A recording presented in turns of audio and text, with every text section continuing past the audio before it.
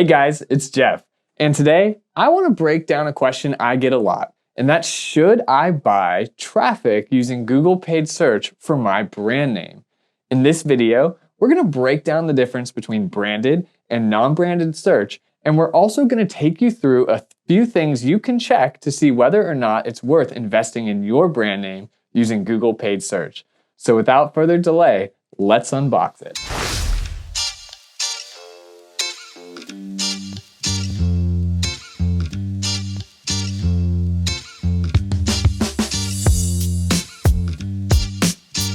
Before we dive in, let's make sure we're being clear about what we mean when we say branded versus non-branded search. We'll use Saltbox, a digital marketing agency, as an example.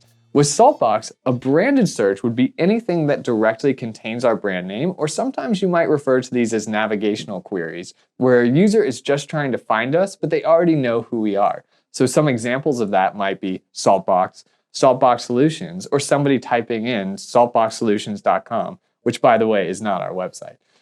When we talk about non-branded search, we're talking about queries where users don't already know us, but we might be a relevant result. So for instance, if somebody searched for Google Ads agency or SEO agency, that would be a non-branded query that's relevant to Saltbox as a business. When you're trying to figure out whether or not you should be buying clicks for your brand name, there are a few things you might want to do. The first thing I suggest is to actually Google your brand name and look at the results. Let's take a look at a few examples here. In this first example, I've Googled our brand name, Saltbox. As you can see from this page, we don't show up in the top at all. We're outranked by a number of businesses that are also named the same thing. This could be a great example where I might want to invest in buying my brand name to make sure I show up at the very top of this type of query. In this second example, we've Googled Wix.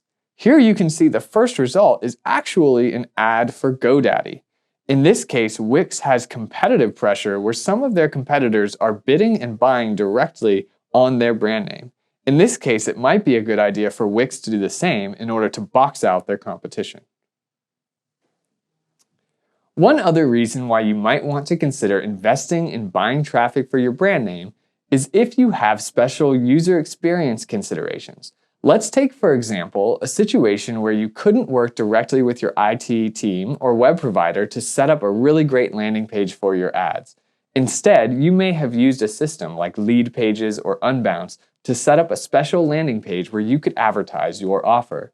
In this case, you may still want to invest in branded search just so you can really control the user experience and send users directly to the page that's all about your offer.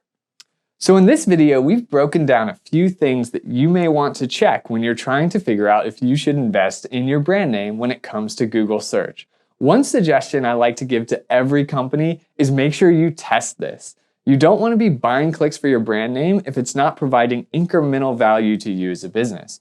One way to test this is to potentially turn off branded search for a period of time and then look at your organic search data using a tool like Google Search Console to figure out if you're able to get the same amount of traffic and leads just by showing up organically in the search results. I hope this video has been helpful as you think about whether or not you should invest in branded search. And remember, always be optimizing.